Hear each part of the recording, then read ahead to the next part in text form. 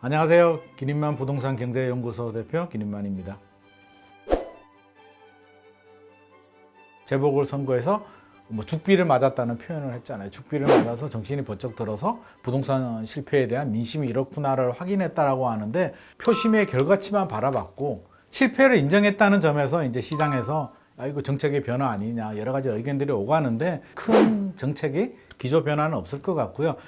인정할 수 없는 상황이 발생한 게 이미 통계에서 국가부동산원의 통계라든지 KB 국민은행 통계를 보더라도 이거는 인정을 할 수밖에 없는 상황이고, 이미 4주년 특별회견에서 말씀을 하셨잖아요. 기조 변화 없다고. 부동산 실패를 진짜 인정을 하게 되면 다시 바로잡으려면 정책의 기조를 바꿔야 되는데, 기조를 바꾸지 않기 때문에 이거는 뭐야 라는 시장의 반응이 나오고 있고, 실질적으로 1년이 남지 않았거든요. 이게 대선 기간이나 따져보면 제가 볼 때는 한 6개월 정도, 지금이 벌써 5월이잖아요. 6개월 지나면 11월이 되는데 11월 정도 되면 이미 대선 판이 벌어지기 때문에 거의 레임덕 상태가 되고요. 대통령이 일관성 있는 정책을 추진하기에는 이제 한 6개월 정도 시간 남았다라고 본다면, 저는 아직도 대통령 기자회견을 보면 진짜 문제가 뭐지? 도대체 부동산 집값 문제가 왜 이렇게 발생했을까에 대한 진지한 고민이라든지 원인 분석이 아직 안 된 것 같거든요. 정부 여당 내에서도 지금 또 의견이 엇갈리고 있잖아요. 재산세 완화는 어느 정도 일치를 본 것 같은데, 지금 필요한 거는 이제 종합부동산세와 양도세, 이제 두 가지가 핵심 포인트인데, 아직 제가 볼 때는 정부 내에서 아직 교통 정리가 안 된 상황이고, 이제 대출 규제를 좀 풀어준다라고 하는데, 대출 규제를 풀어주면 그럼 집값이 안정되냐?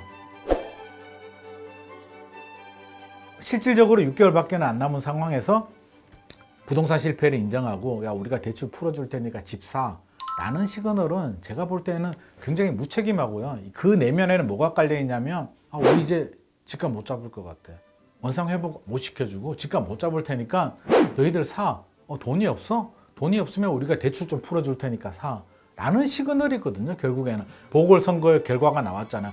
어떻게든 20대 30대들 집을 사지 못한 세대들을 달래줘야 되는데, 원래는 집값을 잡아줘야죠. 시간이 굉장히 오래 걸리는 문제이기 때문에 시장에서 안정 효과는 굉장히 기대하기 어렵고, 두 번째 제가 가장 걱정스러운 건 대출을 지금 최대 90%까지는 늘려준다라고 하거든요. 70%에 이제 장기로 하면 90%까지 되는데, 우리 2008년도 미국에 서프라임 모기지론, 글로벌 금융위기를 발생시켰던 서프라임 모기지론 사태가 결국에는 주택 구매력이 되지 않는 소득이 좀 낮은 분들한테 과도한 대출을 줌으로써 주택 가격이 떨어지게 되면서 이게 금융위기까지 왔단 말이에요. 지금 우리나라 상황에서 보자면 집값이 이제 초기가 아니에요.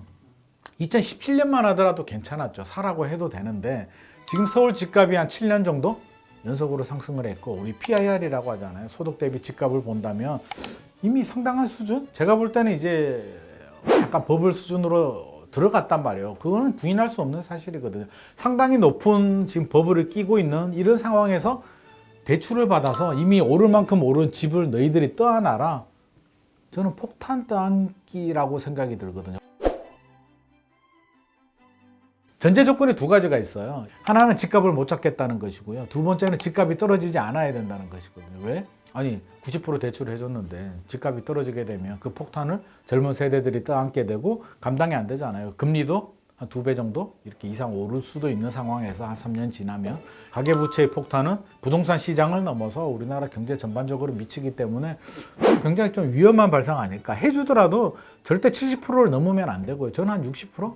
70% 정도 수준에서 하는 게 정상이거든요. 좀 안타까운 얘기지만 집값이 10% 정도 내 자기 자본을 가지고 90%를 레버리지를 일으킨다는 건 저 개인적으로 반대합니다. 이거는 하이리스크 하이리턴이거든요. 이게 모든 투자는 리스크가 없을 수는 없어요. 부동산에 아무리 안정성이 높다고 하더라도 리스크는 수반될 수밖에 없는데, 예를 들어서 30대를 기준해서 본다면 앞으로 살아야 될 날이 한 50년 이상 남았고, 요즘 투자를 한 70세까지는 해야 되잖아요. 그렇게 본다면 앞으로 40년을 투자를 더 해야 되는 그런 세대들이 지금 폭탄을 떠안아서 집값이 계속 올라주면 그나마 다행이겠지만, 혹시라도 그렇지 않은 상황이 발생했을 때는 부동산이 무서운 게 그거거든요. 한번 잘못 꼬여버리게 되면 다음에 올 10년 후에 올 기회도 잡지 못하는 그런 현상이 발생할 수도 있고, 정치권이 좀 무책임하다는 표현을 좀 써야 될 것 같아요. 그래서 이거는 표의 문제는 아니고요. 적어도 지켜야 될 선이 있거든요. LTV 60%, 최대 70%는 저는 절대 넘어서는 안 되는 선이라고 생각을 합니다. 지금 대출 규제 완화해 주는 거와 금리는 맞물려 있잖아. 이걸 뗄래야 뗄 수가 없거든요. 그러면 금리가 상승 기조로 갈 것이냐 추가 하락으로 갈 것이냐 본다면 상승으로 갈 수밖에 없죠. 왜?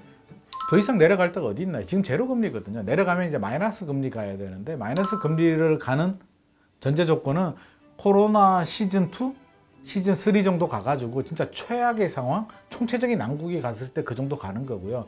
지금은 제로 금리에서 이제 올라갈 길만 남았단 말이에요. 올릴 수밖에는 없다라고 봐요. 제로 금리가 비정상이거든요. 자꾸 많은 사람들이 생각하는 게 저금리의 샴페인을 너무 오래 마셔가지고 2008년도 글로벌 금융위기가 터지면서 저금리가 갔잖아요. 가다가 2016년에 미국이 이제 올려야겠다라고 해서 올리다가 코로나가 생기면서 이제 다시 또 제로금리가 갔거든요. 그래서 코로나가 안 생겼으면 지금 기준금리가 3% 이상 가거든요. 2020년까지 한 3% 수준까지 올린다라고 했었는데 일시적인 지금 뭐라 그럴까 산소호흡기를 한 번 더 달았는 거고요. 이제 미국은 산소호흡기를 뗄 때가 다가오고 있거든요. 그럼 미국이 떼면 우리는 계속 단독으로 저금리를 유지할 수 있을까에 대해서 어느 누구도 미국과 분리해서 우리는 제로금리 가고 미국은 금리를 올린다 있을 수가 없거든요. 왜?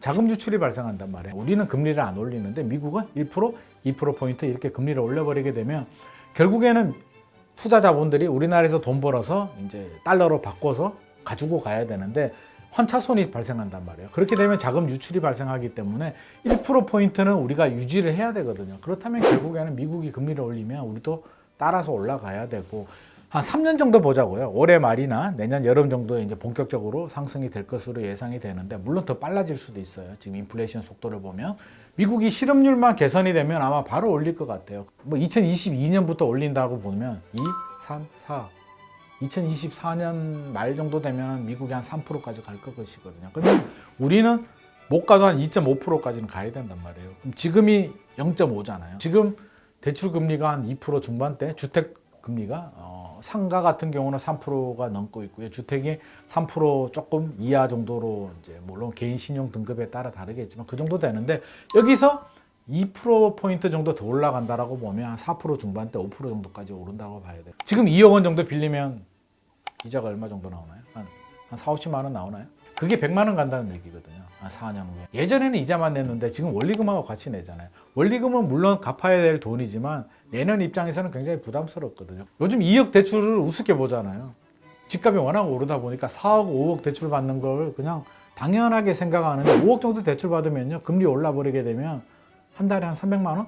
250, 300 정도 이자 내야 되는데 저는 대기업을 다녀도 그 정도 이자 내면서 버티기가 한번 정책 금리 상승 기조가 돼버리면 이게 하루아침에 바뀌지 않잖아요. 한 3년, 5년 정도 가고 집값 하락하고 맞물리게 되거든요. 왜 맞물리냐면 첫 번째 금리와 집값이 반비례해서 대출이자 부담이 커지게 되고 2025년 이후에 넘어가게 되면 지금 발표했던 여러 공급 계획들 물론 계획대로 그대로 진행이 되진 않겠지만 절반 정도만 진행이 돼도 3분의 1만 진행이 돼도 엄청난 공급 폭탄이 쏟아지거든요. 3기 신도시도 분양 물량들이 나오고 지금 또 맞물리는 거죠. 금리 상승과 입주 물량 증가가 공급 폭탄이 맞물리면서 저는 이제 걱정되는 건 2025년 이후에는 좀 우려스럽지 않나.